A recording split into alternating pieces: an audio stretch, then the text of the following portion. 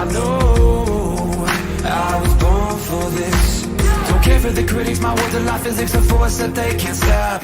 They just don't get it, I think they forget I'm not done till I'm on top. I know I was born for this. I know I was born for this. I believe we can write our story. Good evening, good morning, hafa day, and hello world. It's Gary here, Wise Leadership Solutions, Word from the Wise podcast. Back from a hiatus. Been gone for a couple of weeks. We're been out doing stuff with the ROTC cadets, but I'm back with Mr. Jeremy Moore, and we're gonna get into some stuff tonight. So, Jeremy, how you doing, brother? I'm good, man. How are you? I'm doing good, man. It's good to see your face. It's good to be back in the box, right? Yeah, man. It's great to be here. Yeah, I'm looking forward to some conversation for sure. All right. Yeah, Your summer's going good? it is. It is. Been busy. That's A good, lot of man. projects and stuff, but hey, Are you that's are you how it doing some is. woodworking stuff or what? We're just doing some renovation here in the house. So like new kitchen, new hallway, new everything. Yeah, it was a lot. That sounds like a big. When you say new kitchen, I'm like, okay.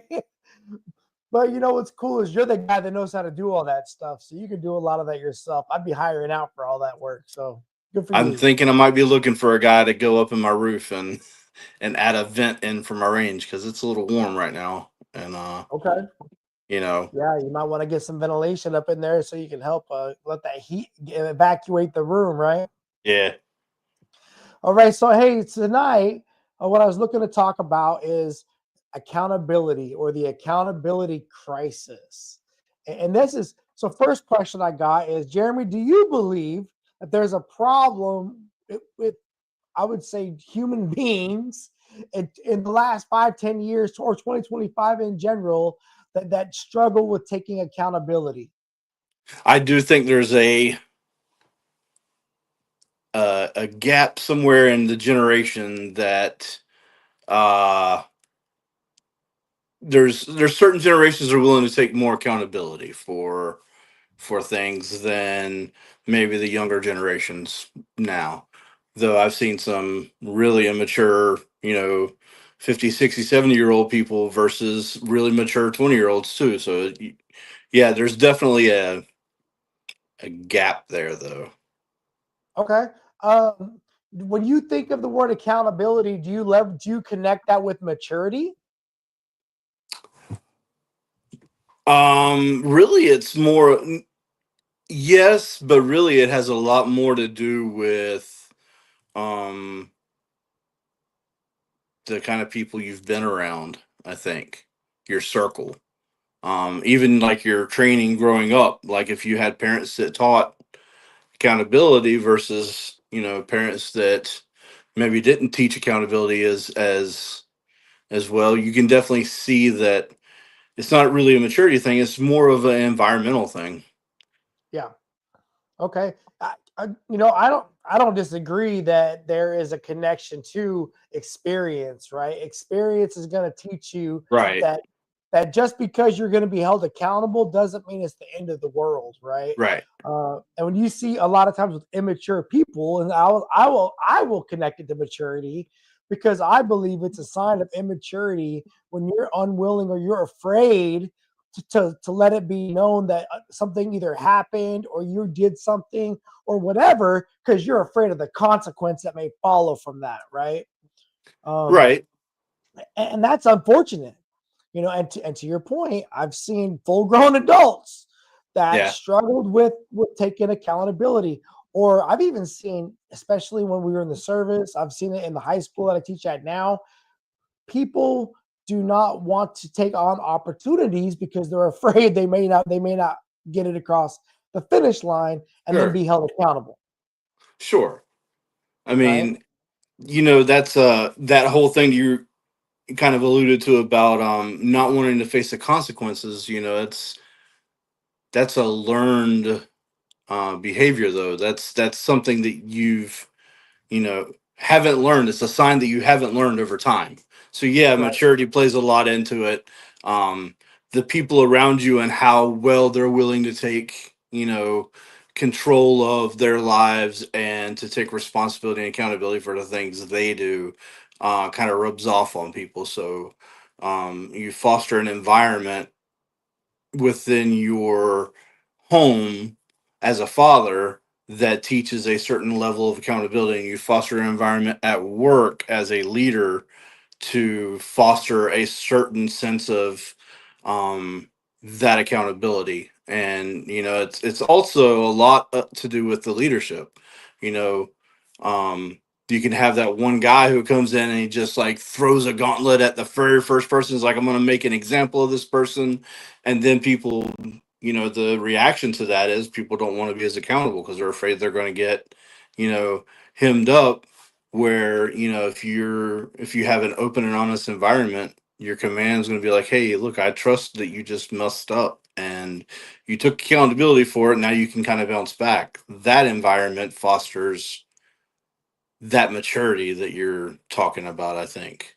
I'm with you, man. I think, and we're going to get to that. I'm trying to think off the top of my head, what are the reasons that somebody does not want accountability? And for me, if I'm just spitballing off the top of my head, thinking what are the reasons somebody doesn't want to take accountability, I'm thinking either number one, they're afraid, right? So there's a fear thing.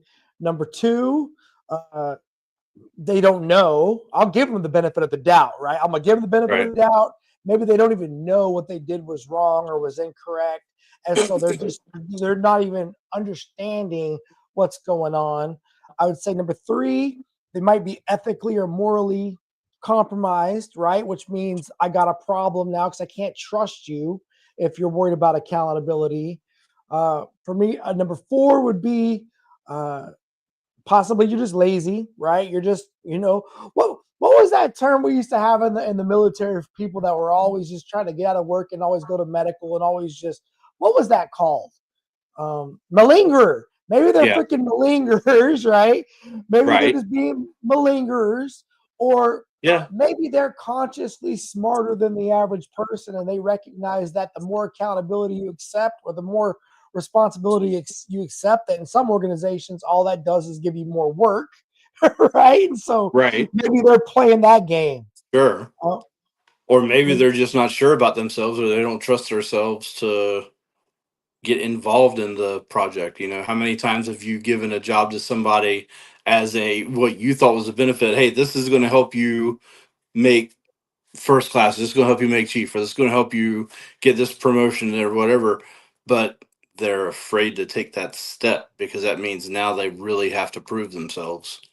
So that's also that accountability piece that, we need people to be the formation, but because not everybody's willing to step out and lead that formation, but you got to have people that are also willing to step up and do the right thing and do the work. Taking it back to our military time, when I used to talk to chief selectees or even first classes, because, quite often I'd get the opportunity to sit down with them for mentorship or whatever. And they would ask me what was some of the biggest differences between a first class petty officer or what I believed and a chief petty officer. And this is not really a difference because the ones that were typically ready, they were already operating in this way at first class level. Right. But for me, the biggest difference is once you became a chief petty officer in the Navy, you couldn't hide anymore if you had some weak links in your armor. Right. Because unfortunately it was going to come out. Right. Because typically as a first class, you got a chief or someone that can cover you. But as a chief, if you got to get that top cover all the time from the master chief or the senior chief, it's going to make you look bad. Right. Yeah. And there was a difference there. Okay. Definitely. I remember on the ship, and the biggest, even when it didn't matter if I was a CMC, when I was a DC man, same problem. And this was people did not want to qualify maintenance man. They did not want to qualify basic maintenance man. And it wasn't because they were afraid of doing the freaking maintenance, right? They were not afraid of doing the maintenance. They were afraid of the spot checks, right? They were afraid of not doing the maintenance all the way right by the book, because I'll be honest with you, a lot of those maintenance cards are like reading a technical manual. Yeah. I mean, the watertight door on a ship, you put some chalk around it, you close the door, you open it up. If the chalk line goes all the way around, the door is good, right? That's all InServ cares about. But if you get the watertight door PMS card or the plan maintenance system card, I think it's like 13 pages, bro.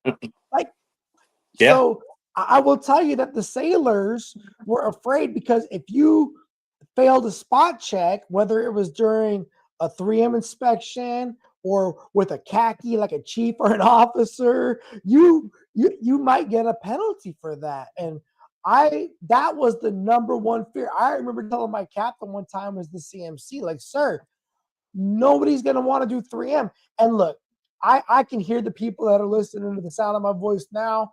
It ain't that complicated. You better do it right. Da-di-da-di-da.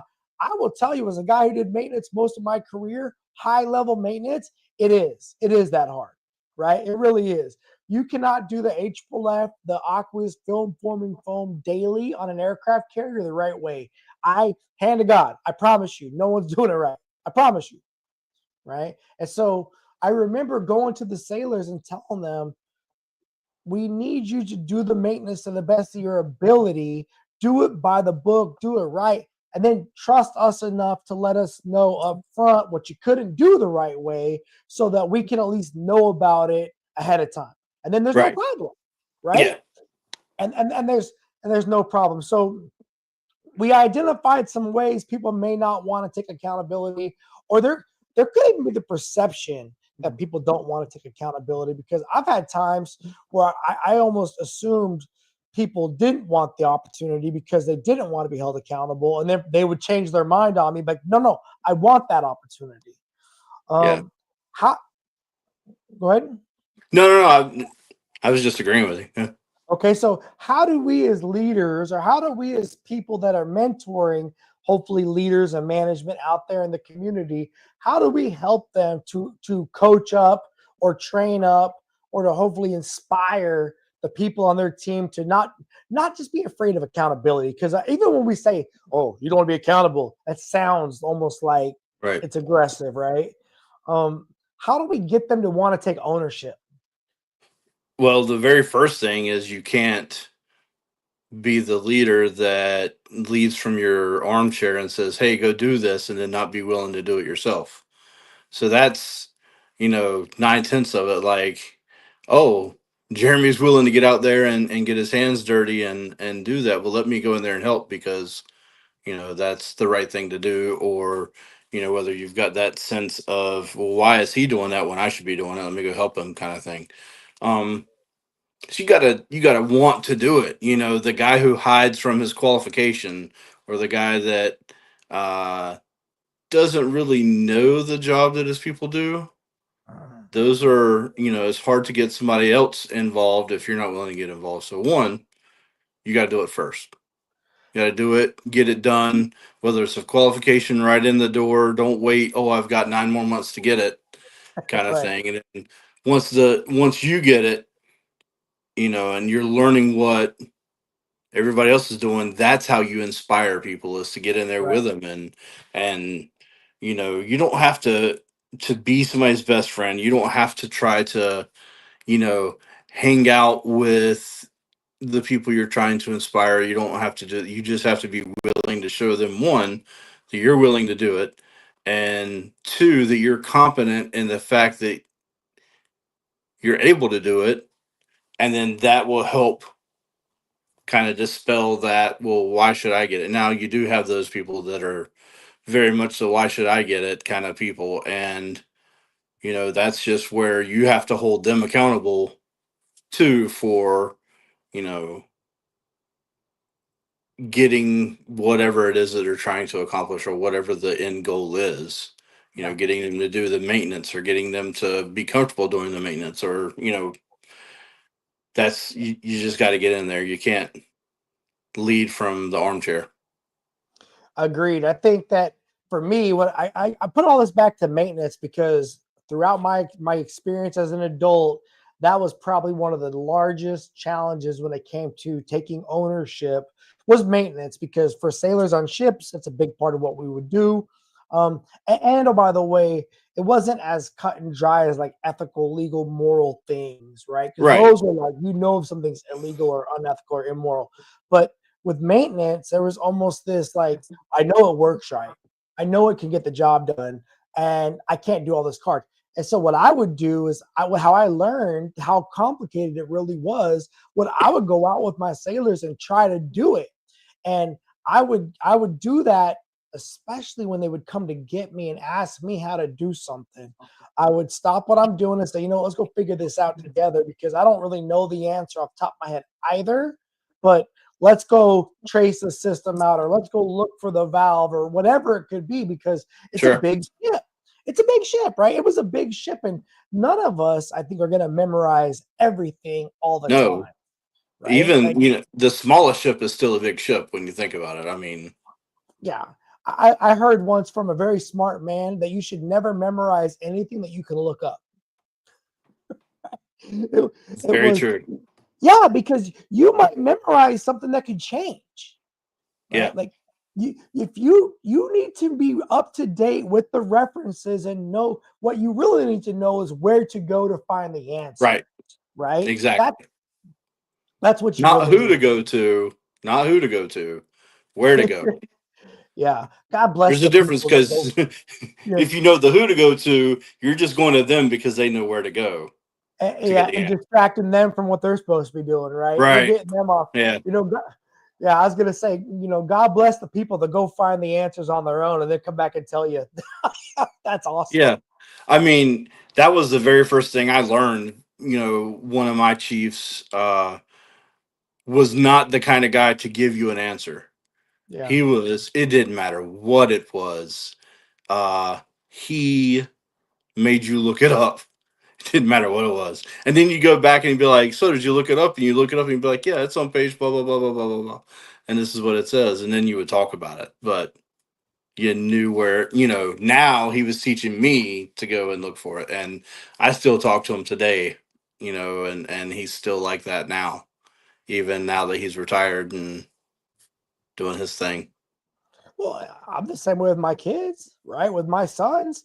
If we're playing a video game or something like that, and we're stuck on a hard level and we're trying to figure it out, brother, you can Google it just as much as I can Google Oh, it. I Like, know. yeah, you've got access to a cell phone, right? I Like, think that's a skill that, when we were growing up, that was a skill that you taught, not because you needed to teach it to just as a general skill, but because that's how life was.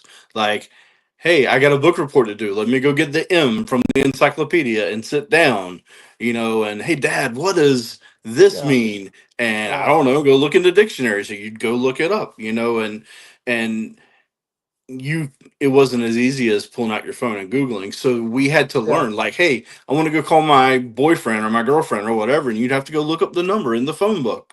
And, that we don't have that skill because it's so easy to just Google something now. And Google is what it is, whether it's Dr. Google or whether it's just, the worst thing for somebody. I already looked it up. I already know, yeah. so there's both ends of it. I think that when it comes to trying to find out an answer for something, tenacity is going to be the way to get there. And you've got to want to find the answer. Even I like even getting it to the point where they're trying to prove something to me, Right. right? I'm gonna prove to Master Chief or to Dad or to Gary or whatever it is. Good, bro. Take that energy, keep it Yeah. all day, keep it for life, bro. Like, As long as it's positive, using your powers for yeah. good.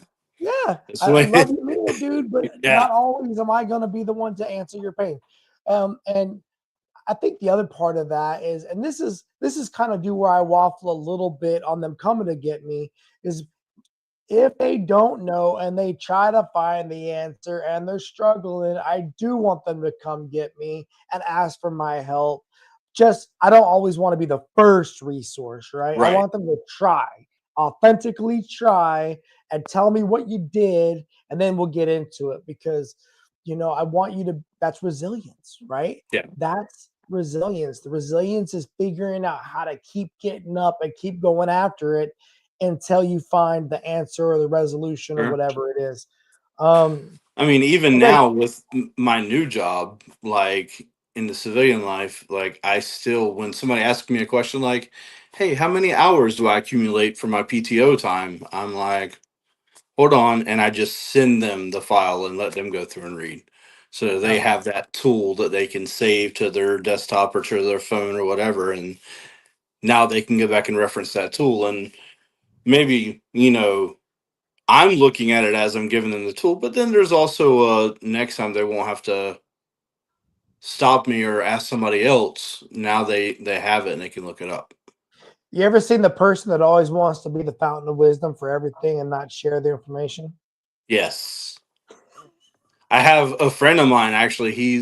He's not the same now because he's a command master chief, and but way back in the day when we were third classes, he told me, he was like, "Hey, look, he was training me to take over his job, and he's like, for 3 years I've held this job, and I purposefully made it so hard that nobody else would really be able to do it, when really it's just simply this." And he was one of those people, he liked to hold all that wealth, and would be the guy that everybody would come to the rescue instead of making everybody good around him. But then Yeah. he humbled himself as he grew up and became a father, and then a chief, and then a leader, and then a CMC. It was, he did change a lot. But yeah, I knew that guy. I knew Yeah. him. Those people, you got to be careful because they typically think very highly of themselves, Yeah. right? That's number one. That's the number one thing. They're poodles in my experience, right? Which means you piss them off and they're going to start barking and scratching and just going crazy, right? Because they think they're so exceptional and so special to the organization, and they forget that we're all expendable, right? Yes. Any one of us breaks a leg, and guess what? You're out, bud, and the next person's up, right? It's just how it goes. Right. And you're just making it harder on us when we're not sharing the information because you want to always be the special person that gets called on, Yeah. right? But then number two, it's like it's an insecurity of theirs that they're afraid they don't what I hear when I hear somebody that's trying to save all of the information for themselves is they don't trust the organization all the way quite yet, and they want everyone to respect them so much that they control their position, right? Right. And when I see that, when I hear that, I immediately start neutralizing them and putting them in positions to stop being that person, because my concern is what behind closed doors they're possibly not always doing the best job advocating for the total command, right? Or for the total Right. team.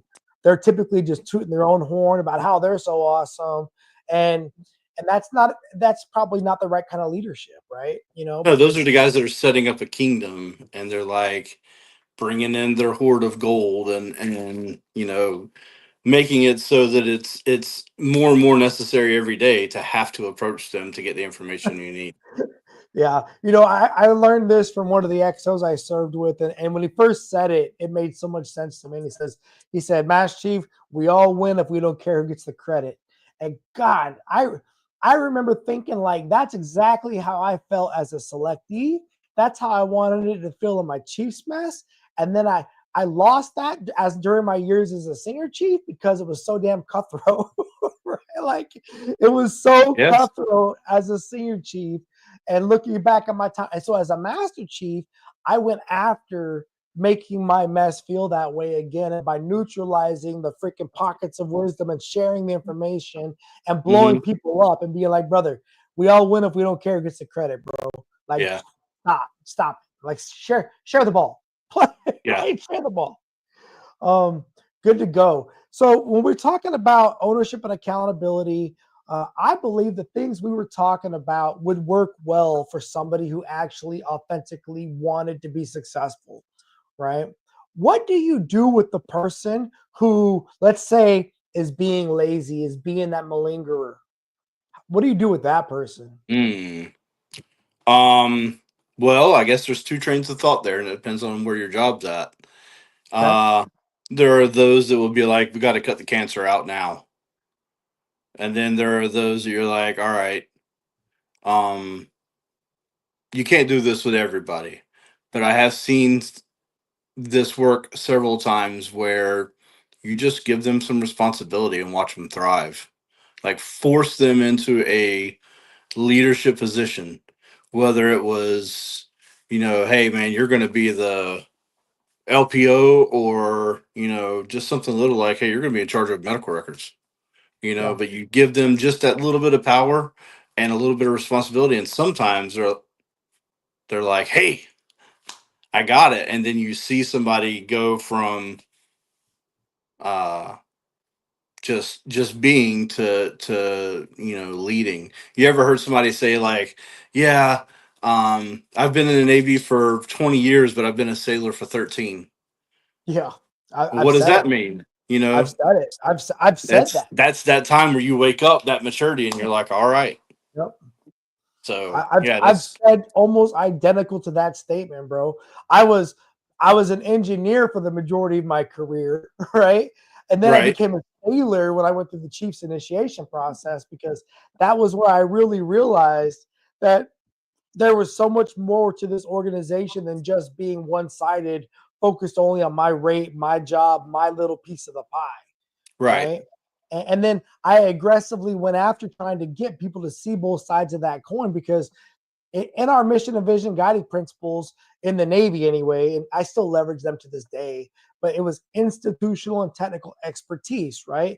The Right. idea was you had to be a little bit of both. Now, fun fact, that's not just a Navy thing, right? I met a guy the other day. He's a master gunnery sergeant, retired in the United States Marine Corps. Right now, I know a lot of Marines. I served with the Marine Corps a whole bunch during my time in the Navy.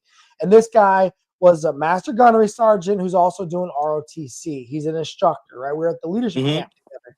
And so he and I are meeting each other, and he doesn't know who I am. I don't know who he is. We're literally just saying hello. And I'm like, hey, I'm Gary. Nice to meet you. I forgot what his first name was. And he said, I'm a master gunnery sergeant. I was like, okay, nice to meet you, Master Guns. He's like, you know what that means, right? It means I'm not the sergeant major's I'm not the sergeant major's punk.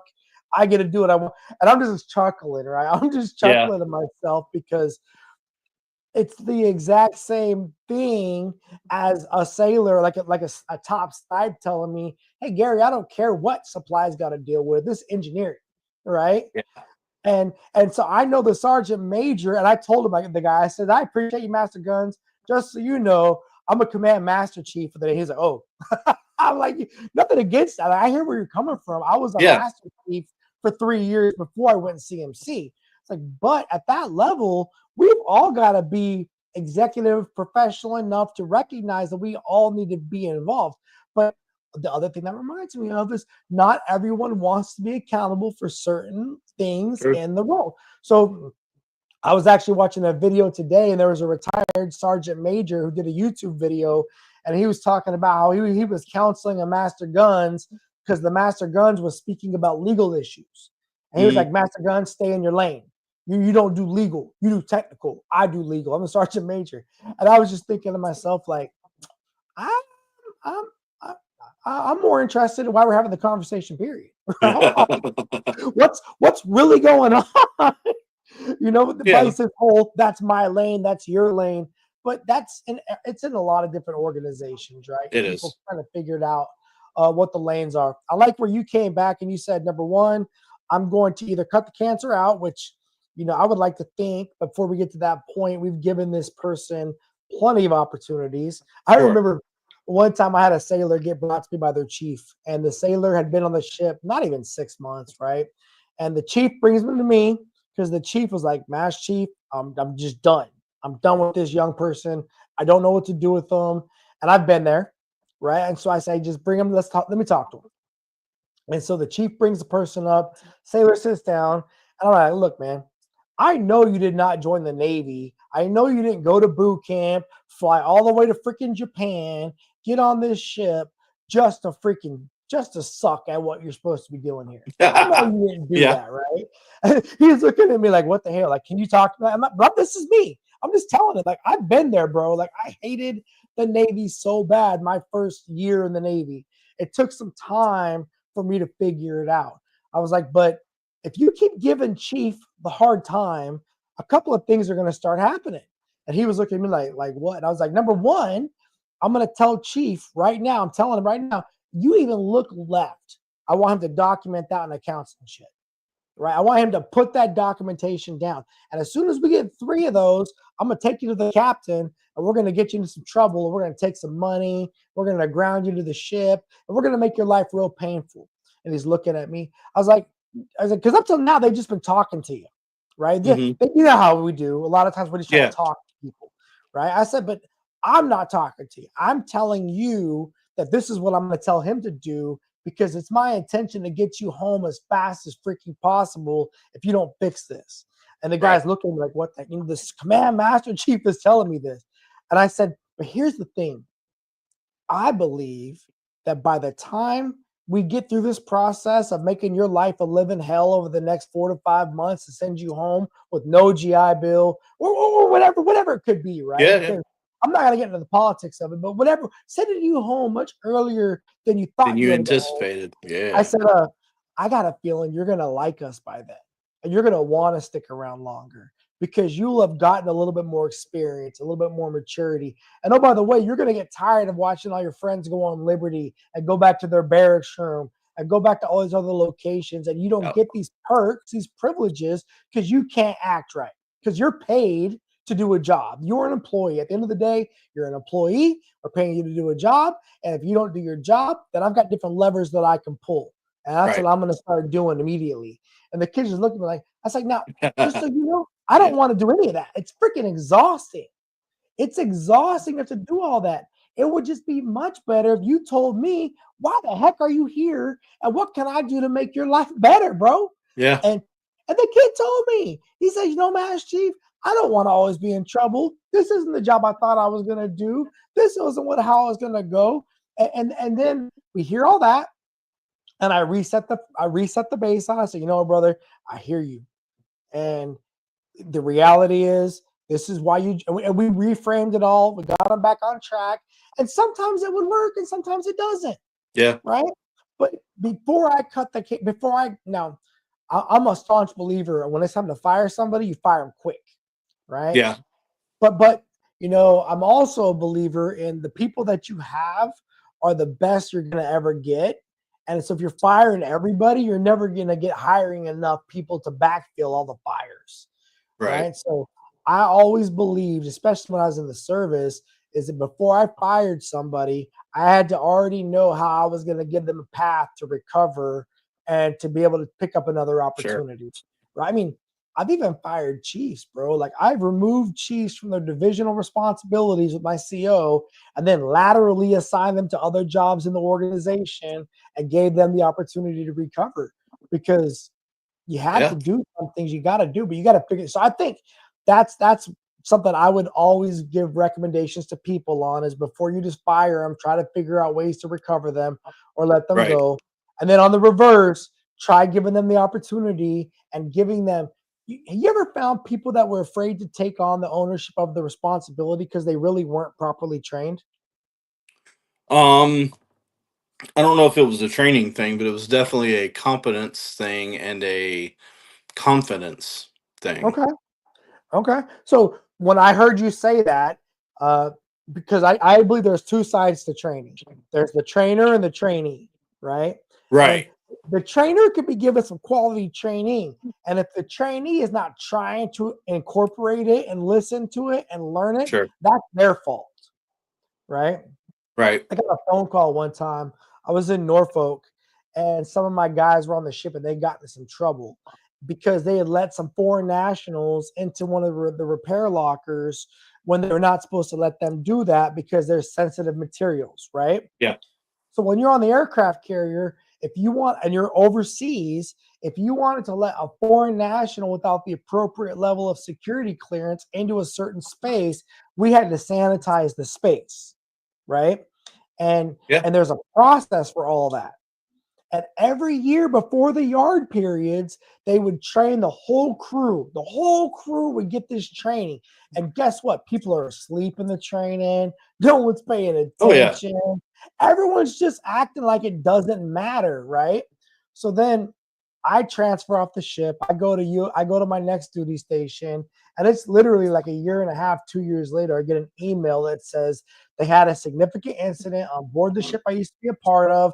Several of my former first class petty officers were in trouble for allowing this to happen, and they wanted me to write a letter saying as to how this could have gone wrong and why I thought that they should be not in trouble, Yeah. right?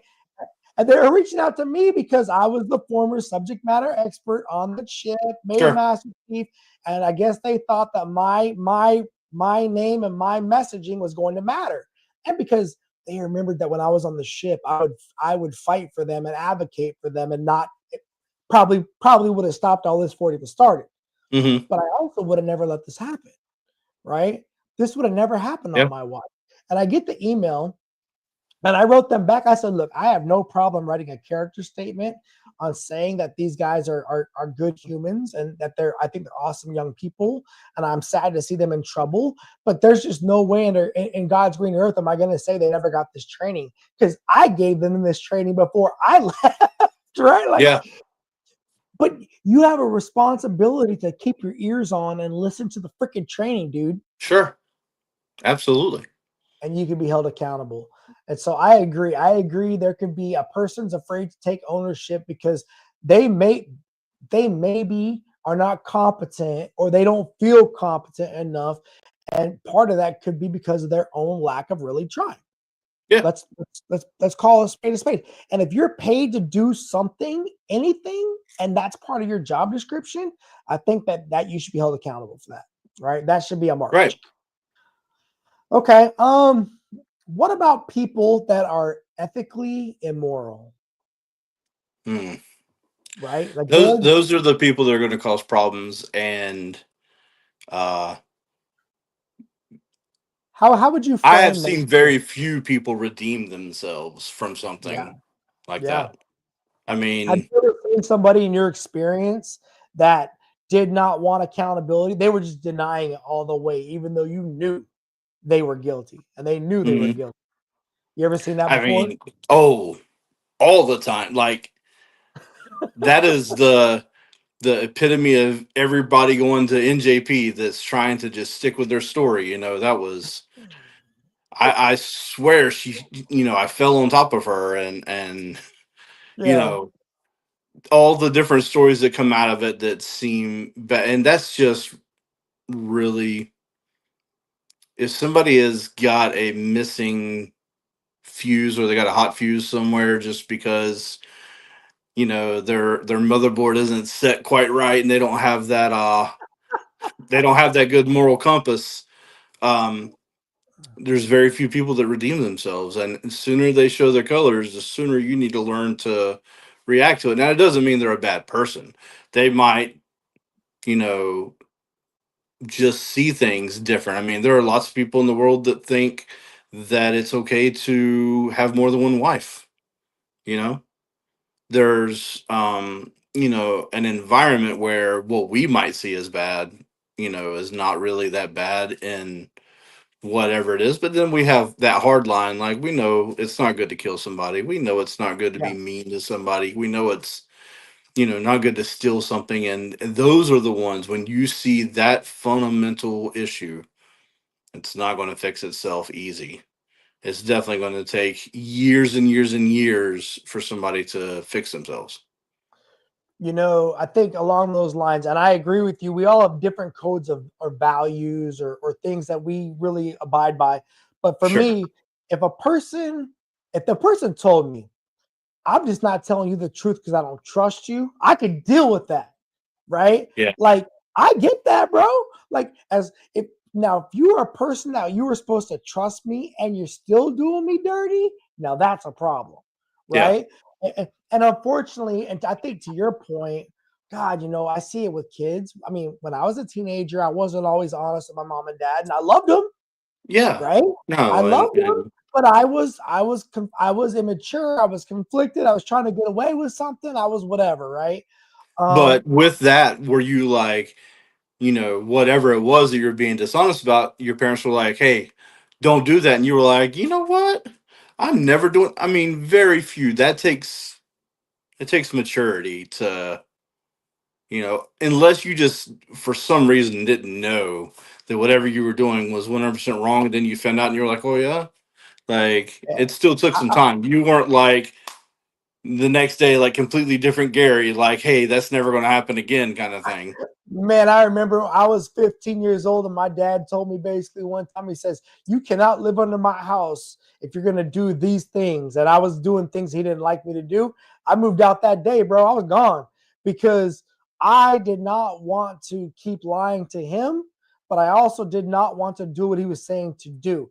Now, I will tell Right. you, my son would not be able to walk out of anybody's freaking house, right, bro? You'd be, I'd sit on him like you are not that grown, right? You are not that grown. I'm not going to let that go. But on the reverse, I think my relationship is so much different with my sons than mine was with my dad, that I would be heartbroken if my sons were lying to me, because I try to be so honest with them about everything from my perspective, right? And let them know that as long as you're straight up with me and honest, we could probably get through anything, Yeah. right? But if you start lying to me and I can't trust you, bro, we are about to be locked down city, right? Hmm. Like you're gonna learn, right? It can get real Right. slick in your bedroom real quick, right? It can be, and because I love them so much, and then I think about um, unfortunately, I've been around people, and whether it was in our Chiefs mess, whether it was in the wardroom, whether it was cadets that are in my program. These are people that I have significant amount of respect for, but that just are willing to take the risk, Yeah. right? They're willing to take the risk, and they're putting themselves out there. And with that, don't do the crime if you can't do the time. That's my thing. Because once you take the risk and you get caught, because the sailors always know, the students always know, right? Everyone, it's going to come out, Yeah. right? Then there's going to be an accountability thing. And for people like you and myself that live in the leadership space, we already know we're in the arena, right? So I I don't, whenever I do something, and this is my tier for making my decisions, right? Number one, if my wife is gonna be okay with it, I'm good. I don't Yeah. even care really. I'm fine. And if I'm doing something that my Yeah. wife probably wouldn't support, I'm taking risks. Like that's a significant Sure. risk, right? So what is it really worth it? Probably not, right? I probably won't do it. If my wife is okay with it and my fellow instructors or my business partners are okay with it, I'll probably take the risk, right? Because I'm in alignment with the people that I respect their opinions, and you know what? We'll handle the problem when it comes, right? If I'm okay with it, my wife's okay with it, my business partners are okay with it, and like my cadets are okay with it, okay, I'll probably take the risk, because there we go. Now it's also returning. If my cadets are not okay with it, but my fellow instructors are good with it, or my wife is good with it, we're still gonna do it, bro. Yeah. And y'all are gonna figure it out, right? If my wife's okay with it, but my fellow instructors are not, or my business partners are not, and my cadets are not, or my sailors are not, I'm still going to do it. I really don't care, right? And that's kind of my tiered process, because decisions come so fast and so furious when you're a leader. You've got to be able to know what you're comfortable making decisions on in the moment, and what you need Right. to get back to somebody on, and you need to research it a little bit and kind of figure out where you want to land on Yeah. this issue. Because shooting from the hip, right, which is what we say to people that are just Yeah. kind of pistol whipping signatures, or that are just talking about things on the fly that they might have to be accountable for later, that maybe they don't want to stand behind. You ever hear people say, well, don't quote me on that? Then don't say it. Then don't say exact right. Then don't say it, bro. Like if you're not willing to stand behind your words, then don't say it, because words matter, thoughts matter, and especially if you're a leader or somebody that's trying to be a part of an organization that has values, Yeah. right? And that's something that I really believe in. And for people that just are choosing to be unethical or immoral, and I'll tell you, like on ship, if you're a thief or a liar, we really did not like you. Like once that was done, because now I couldn't trust you in the berthing, I couldn't trust Yep. you near my stuff, and your name is mud, right? And that's not where somebody wants to be. Can they atone? Sure. I believe in grace. I believe in redemption. I love a good comeback story, Yeah, right? But you got to own it. You got to admit to where you were jacked definitely. up and figure out how you can get right.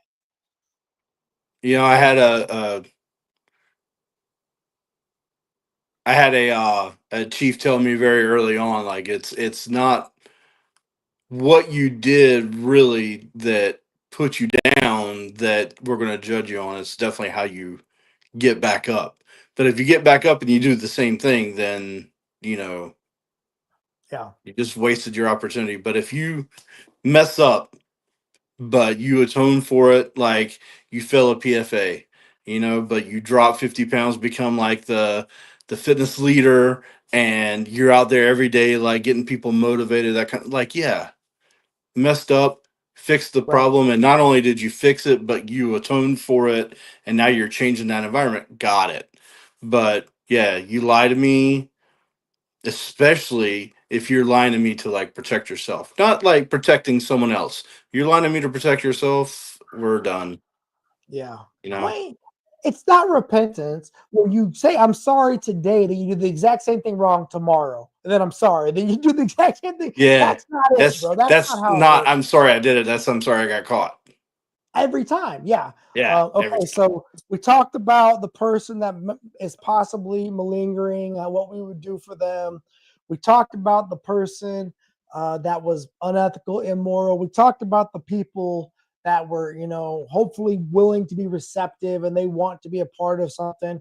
What about the people that are you possibly they don't have a good self confidence, they don't have good self awareness, and they're unsure about themselves, and so it's coming across like they don't want to take ownership or they don't Mhm. want to take accountability when that they could be ready for that opportunity.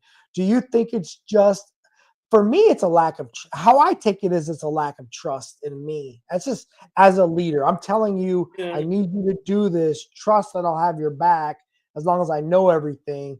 But how do you reverse that and say somebody that does trust somebody, but they don't want to let you down because they're afraid they're gonna possibly not meet your expectations? Sure.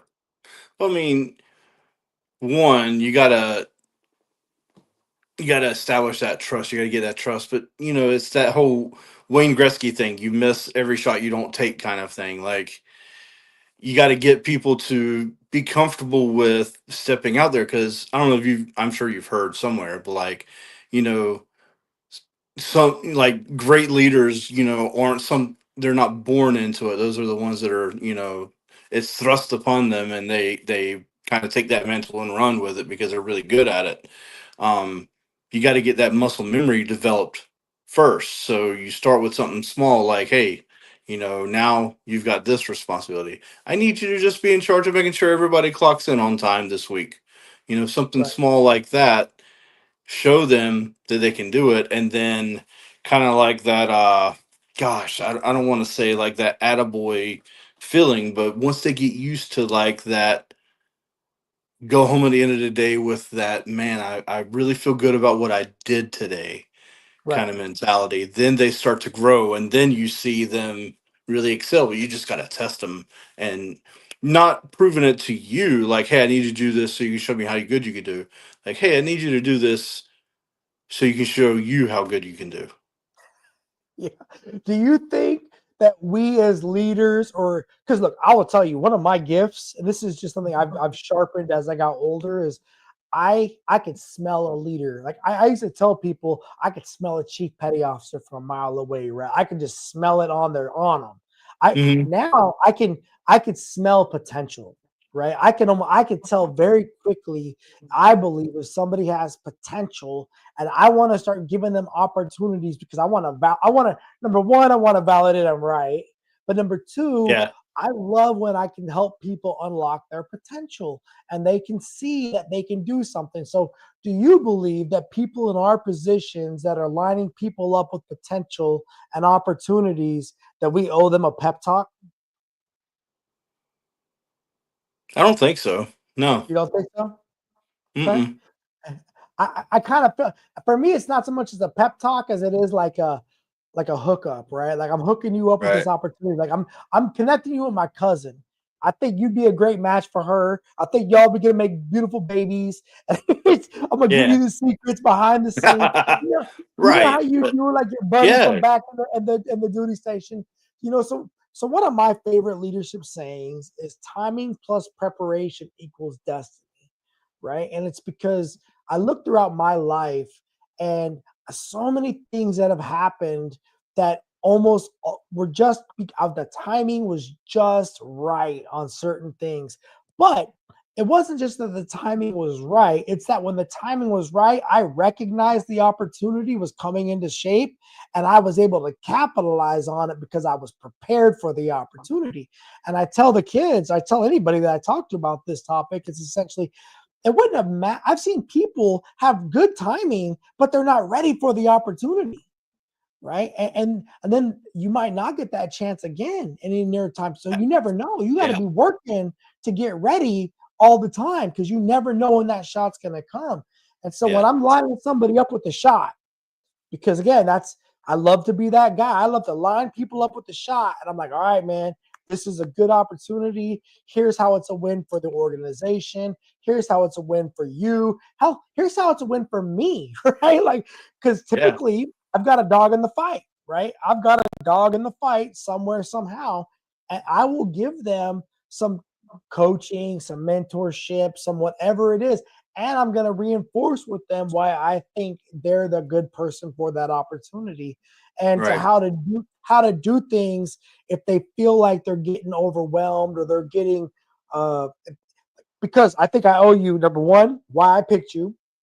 I think I owe you number two how I want you to communicate to me because typically I'm doing this because you work for me in some way, shape, or form, and so I'm going to tell you how I want to be communicated with, and then number three I'm going to tell you here's my right left parameters, right? And outside of that or inside of those parameters, I don't really care. Like you got it.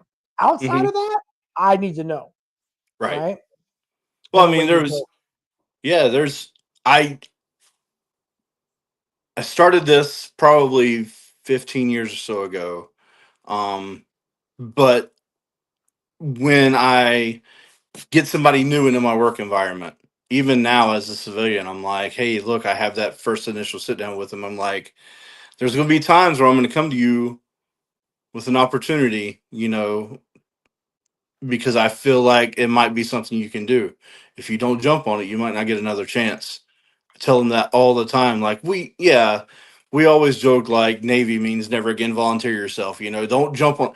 But those opportunities always they're good. They're outside the normal realm, which is why you're coming to them anyway. Yep. Because if it was just I need a supply petty officer, okay, that person doesn't do right, then the next person that can count to 10 can do it.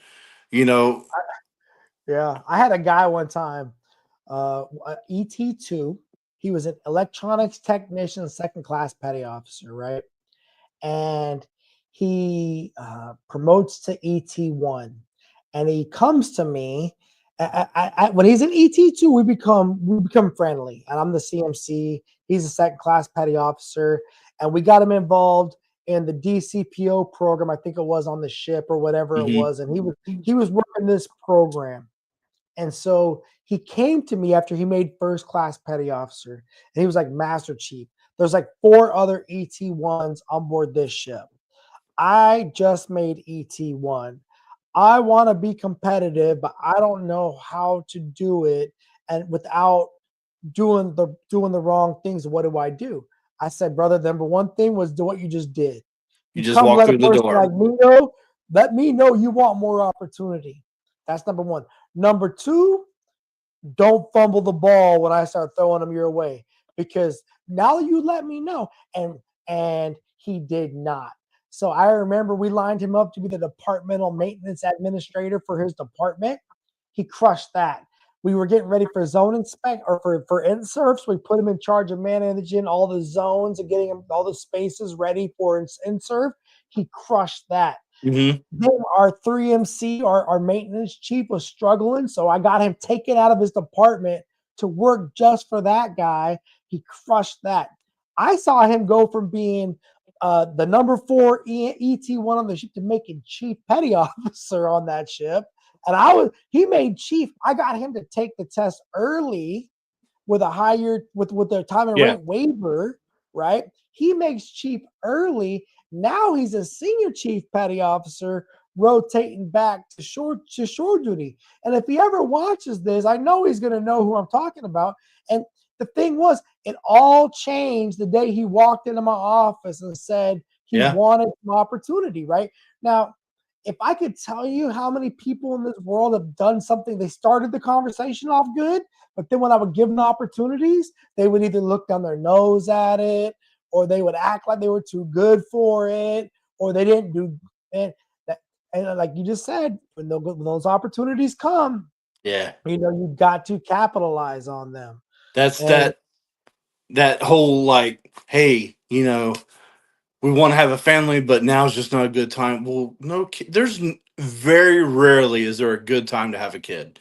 I yeah, mean, very rarely. But when the time comes, it's coming. You're not going to stop it. So that's what I tell people. Like, you can't plan your life out perfectly. You're not going to have your 2.3 kids and your 6 deployments, and you're going to make chief in 14 years. And you're right. going to, it's not going to line up like that. You got to take an opportunity when it comes. And you see the guys that, I've got a friend that he was a senior chief at 11 years, 11 and some change. And I'm like, as a corpsman, that is like Superman just walked in the room. Like, you Yeah. don't see that, And it's just right place, right time, right opportunity. Didn't say no. And right mentorship and right recognition of that mentorship, right? And Yeah. then I think it's another thing is having faith in those mentors or having faith in the opportunity, because it will get like I know, the higher you go in any organization, the more the stress will build. The more, which is another thing I've seen people that don't always want to either A, take ownership, or B, take accountability. They don't want that extra amount of stress. And I think culturally, I think generationally, I think the younger generation in particular, they have this theory, hence why that guy is about to become the mayor of freaking New York, because all these kids just think, well, I'll take whatever you give me for free so I can live the life I want to live, and I'm not going to try to push any of the boundaries because I'm not expecting more than the basic, but I just want to have no pressure. I don't want to have to make a bunch of money every year, pay a bunch of bills, Right. right? And that sounds good in theory, but it's not realistic, right? At Right. some point, you're going to wake up and you're going to, now, I've told this to people before. I've seen people out there holding the sign on the side of the road, and because I've been without a place to sleep at night. I've been there. I've climbed into recycling bins because they were full of paper and cardboard and warmer than being outside and not trash bins, right? But I was just too stubborn to call my mom and dad and eat some crow and go home. Yeah. I could have just called up and got out of that situation. I could have done something about it. Sometimes I think people at some point, I mean, mental health might be a thing, but I also think they just enjoy the freedom, right? They enjoy the freedom of that life, and I can't fault them for it if that's what they like. At least hey, if that's what you want to do, just don't come complaining to me about your lot, because we've all had opportunities in life, and sometimes we don't all make the best choices, No. right? But I will say that I think the younger generation, there is a perception that I have anyway, that they don't want to have the stress in their day-to-day life. They would much rather have financial independence, retire early, right? And so they're going to live on a very small houses, right? They're going to make a Yeah. house out of a Connex box, and they're going to live in a trailer and only spend $20,000 a year on housing. Yeah. Right. Whereas our generation, it's like, I'm gonna get a big house, right? Right. Because it makes hold all my things. Yeah. Man, if I could have gone back when I was 18 and had a tiny, I mean, I did have a tiny home. I had a barracks room, but Yeah. if I had the opportunity, like There's a place not far from here. I chuckle every time I pass it. It's like tiny house living, but it's all Yeah, trailers. And it's yeah, just like I'm thinking in my mind, like I grew up in a trailer park. I know what that is, yeah. but I mean now people are aspiring to go back and live in a trailer park. So So when my mom moved out here to Florida, we got her set up in one of the retirement communities, right? And she got out of there before a year was done because she said, "Honey, I worked my ass off to get out of the trailer park. I'm not going to die in the trailer." yeah, I mean, But yeah, I get but it. but to a lot of other retirees, they're load shedding. They're getting rid of their stuff, Yeah, and you go down to the villages. They're getting a little 2-bedroom condos down there, and they're not worrying about it. yeah. Um, No, I I think mean I get it. Yeah. that's a stage in life. You ever gone to an estate sale? Oh, I love estate sales. My wife does too, bro. She loves Yeah. bro, your voice. Your voice. That was like, oh, I love I estate love sales. like we have antique furniture all over the house and Yeah, coins and just different things that you yeah, can't just go to Ashley now and buy or the desk I'm sitting at right now is probably like 80 years old. So yeah. you can't just go and find stuff like that. So I love estate sales. Sorry. Go ahead. Go ahead with your I, story. I tell my wife sometimes, I'm like, I'm walking around through an estate sale waiting to happen. When I look at all of our stuff, I got all this Navy stuff on the walls and all that in Yeah. my room here. And I hope when I die, my kids or somebody has value in it. But ultimately, I enjoyed it for my lifetime, right? Because, Yeah. I mean, when I it's don't over, it's expect over, my right? kid. That's a lot. Like Oh, that's a lot, man. I don't expect my kids to like one, okay, look, sell my guitars.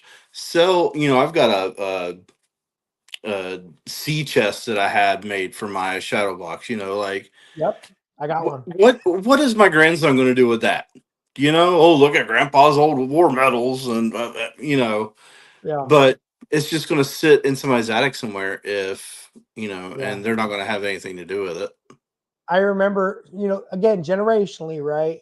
I watched my great grandmother pass away. And so then my grandmother brings all of her stuff to her house and puts it all in her old garage. And nobody can walk in the garage because it's full of boxes of stuff.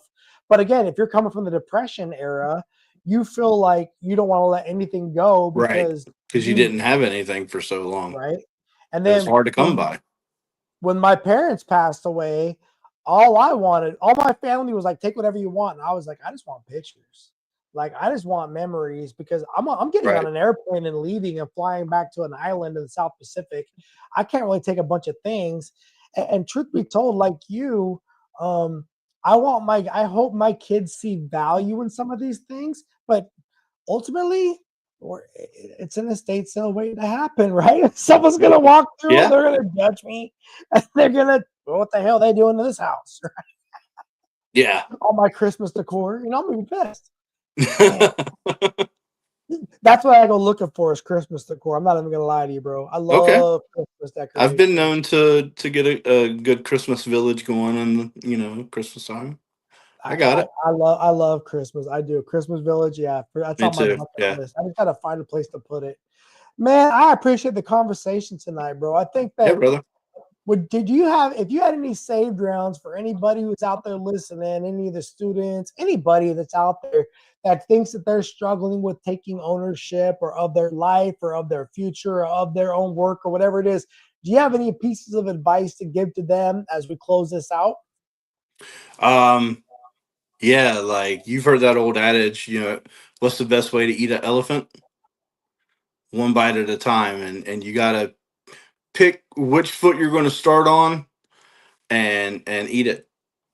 Get it over with, get through it, and then you'll develop that muscle memory that first time, and then things start falling into place.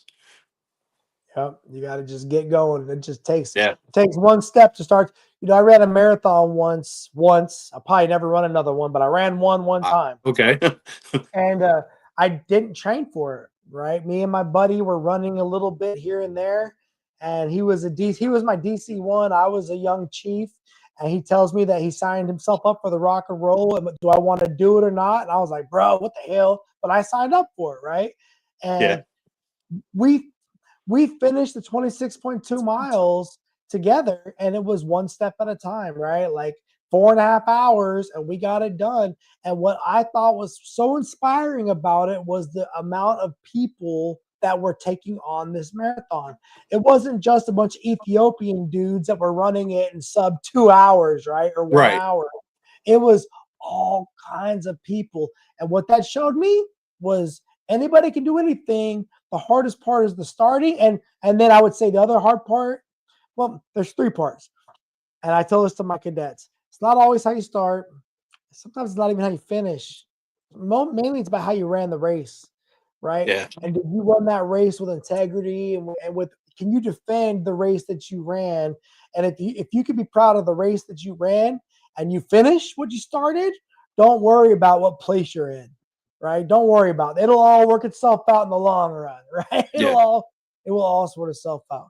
All right. Well, hey, thank you to everybody out there that's listening to us, that's watching us on Words from the Wise or the Behind the Anchor stuff. Or, you know, if you like this kind of content, please subscribe. Please hit the like button. Share us with your friends. We appreciate it. We're just looking forward to hopefully helping people out there, and hopefully y'all enjoy this content. Thank you very much, Mr. Jeremy Moore. I appreciate your time, brother. Thanks, Jerry. Appreciate it. Yes, sir. Talk to y'all later. Bye. And I know I was born for this. I know I was born for this. Don't care for the critics, my words are like physics, a force that they can't stop. They just don't get it, I think they forget I'm not done till I'm on top. I know I was born for this. I know